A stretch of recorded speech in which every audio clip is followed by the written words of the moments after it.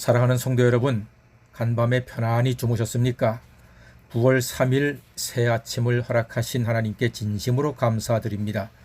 오늘 하루도 구호 태풍 마이삭으로 말미암아 전국에 비바람이 몰아치는 중에서도 안전 운전하시고 마스크 꼭 하시고 손 잘 씻어 건강을 지키는 귀하고 복된 날이 되기를 간절히 소망합니다. 오늘은 예레미야 27장 1절로부터 11절까지의 말씀을 함께 묵상하겠습니다. 우리는 믿는 사람들입니다. 우리는 하나님을 믿는 사람입니다. 우리는 하나님의 창조를 믿습니다. 우리는 하나님께서 주권적으로 이 세상에 역사하시고 섭리하심을 믿습니다.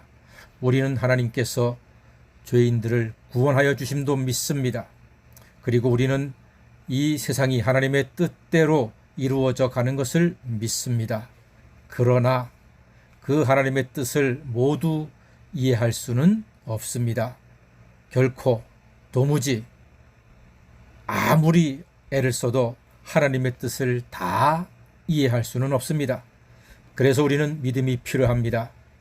이해 못할 세상의 많은 일들을 우리의 작은 생각과 좁은 가슴으로는 알 수 없습니다. 이해할 수 없습니다. 그래서 믿음이 있어야 합니다. 왜 열심히 사는 사람이 무서운 질병에 넘어집니까?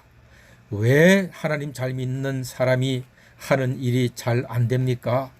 왜 착한 가정이 돈 문제로 깊은 한숨을 쉬어야 합니까? 우리는 다 이해할 수가 없습니다.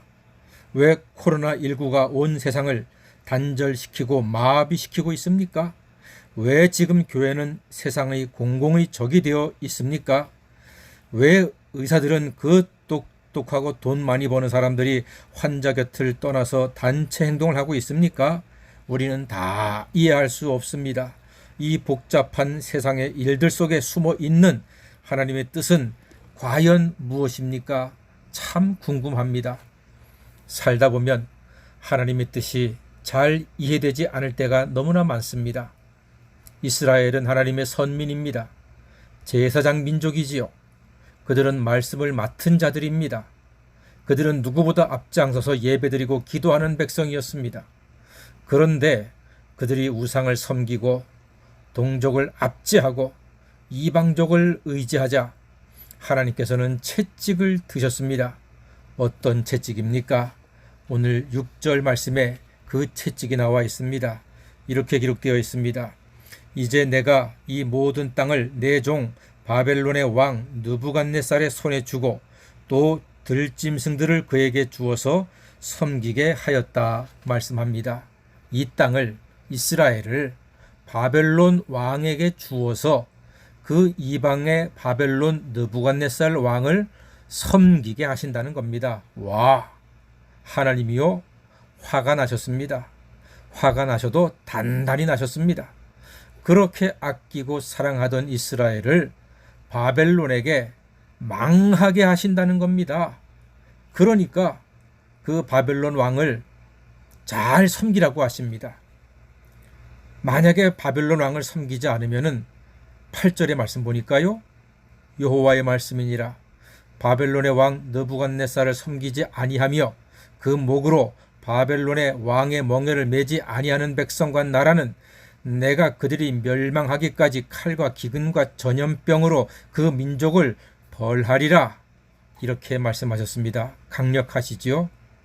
하나님의 백성이요, 하나님의 친구요, 하나님의 동력자인 이스라엘을 바벨론에게 붙이셔서 멸망시키시는데 칼과 기근과 전염병으로 아주 철저하게 벌하시고 완벽하게 망하게 하신다는 겁니다. 하나님이 대단히 강하게 나오십니다. 왜 하나님은 바벨론을 들어서 이스라엘을 벌하십니까? 하나님의 뜻입니다. 즉 하나님의 백성이라도 하나님의 뜻에 온전히 순종하지 못하고 하나님만 예배하지 아니하고 하나님만을 의지하지 아니할 때 이방 족속의 손에 수치를 당하게 하신다는 하나님의 뜻입니다. 하나님의 뜻을 무시하고 제멋대로 살고 하나님만을 의지하지 아니하고 하나님께 예배드리지 않은 이스라엘은 그 무시무시한 바벨론에게 망하고 70년 고난의 세월을 보내야 했습니다. 이것은 하나님의 뜻이었습니다. 하나님께서는 이스라엘로 하여금 70년 바벨론 포로 생활을 통해서 자기들의 죄를 회개하고 돌이키고 하나님을 그리워하고 예배를 더욱더 사모하고 고향 땅에 대한 깊은 애정을 다시 한번 회복하라고 하는 하나님의 뜻으로서 그렇게 70년 광야보다도 더 고통스러운 포로 생활을 하나님께서 허락하신 것입니다. 그 후로 그들은 고통의 시간을 보내면서 하나님과 예배와 말씀을 더욱 그리워하며 70년 세월을 어둠 속에서 살게 됩니다. 그때는 아팠지만 그 후로 그들은 더욱더 하나님을 의지하게 되고 하나님을 사랑하게 되고 하나님을 참된 마음과 믿음으로 예배하는 백성으로 거듭나게 되었다는 사실입니다. 지금 우리는 코로나19에게 포로가 되어 있습니다. 자유롭게 예배드리던 시절이 얼마나 귀한지 깊이 깨닫고 있습니다. 성도 간에 교제하는 것이 얼마나 귀한 시간이었는지 절감하고 있습니다. 마음껏 찬송하고 마음껏 기도하고 마음껏 만나서 아름다운 성도의 교제를 나눈 것이 얼마나 큰 축복이었는지 우리는 새삼스럽게 깨닫고 있습니다.